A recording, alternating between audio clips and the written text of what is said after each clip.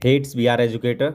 तो आज की इस वीडियो में हम बात करने वाले हैं कि आपका जो बीएससी नर्सिंग कोर्स है उसमें जो एडमिशन है सेशन 2025 में वो क्या नीट से होगा। तो most of the student continuously message करके पूछ रहे थे और कन्फ्यूज़न में हैं कि जो बीएससी नर्सिंग में एडमिशन है वो नीट से होता है। तो मैं उनको बता दूं बीएससी नर्सिंग में एडमिशन नीट से भी होता है और विदाउट नीट भी होता है। तो इसके बारे में हम डिटेल में बात करेंगे कि जैसे नीट से आपका एडमिशन कैसे होता है और विदाउट नीट एग्ज़ाम जो आपका एडमिशन है वो बीएससी नर्सिंग कोर्स में गवर्नमेंट कॉलेजेस में किस तरह से होता है।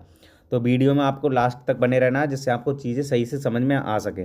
तो सबसे पहले हम बात करते हैं कि नीट से आपका जो बीएससी नर्सिंग में एडमिशन है वो कैसे होता है। तो मैं आपको बता दूं नीट से जो आपका एडमिशन होता है बीएससी नर्सिंग में वो सेंट्रल यूनिवर्सिटीज़ या फिर कॉलेज में होता है।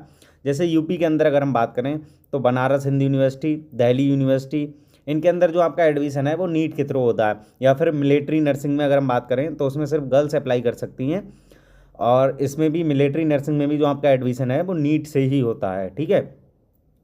तो अब हम बात करते हैं कि विदाउट नीट जो है एडमिशन कैसे होता है, बिना नीट के एडमिशन कैसे होता है और जो एम्स के कॉलेज हैं उनमें आपका बीएससी नर्सिंग कोर्स में एडमिशन कैसे होता है या बैचलर पैरामेडिकल कोर्स है उनमें एडमिशन कैसे होता है विदाउट नीट।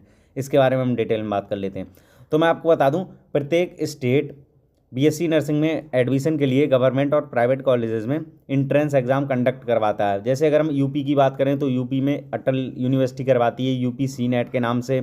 बाकी राजस्थान की बात करें तो राजस्थान में RUHS यूनिवर्सिटी, इसी तरह से उत्तराखंड में HNBU और छत्तीसगढ़ में भी होता है, आपका बिहार में भी होता है। ठीक है।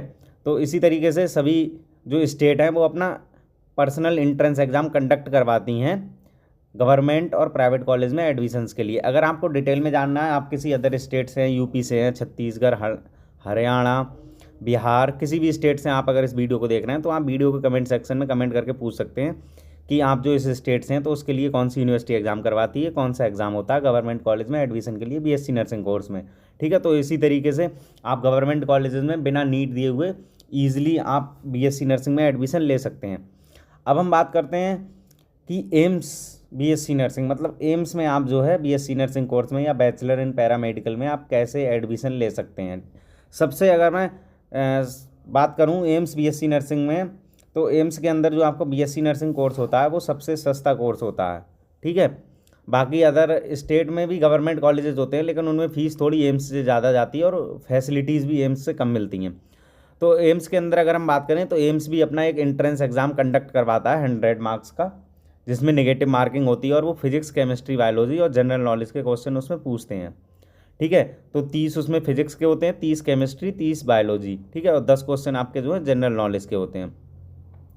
तो इसी तरह से जो है एम्स का एग्ज़ाम कंडक्ट होता है। क्वेश्चन के लेवल की अगर हम बात करें एम्स के अंदर तो एज़ कम्पेयर टू नीट ही रहते हैं और नेगेटिव मार्किंग भी उसमें होती है।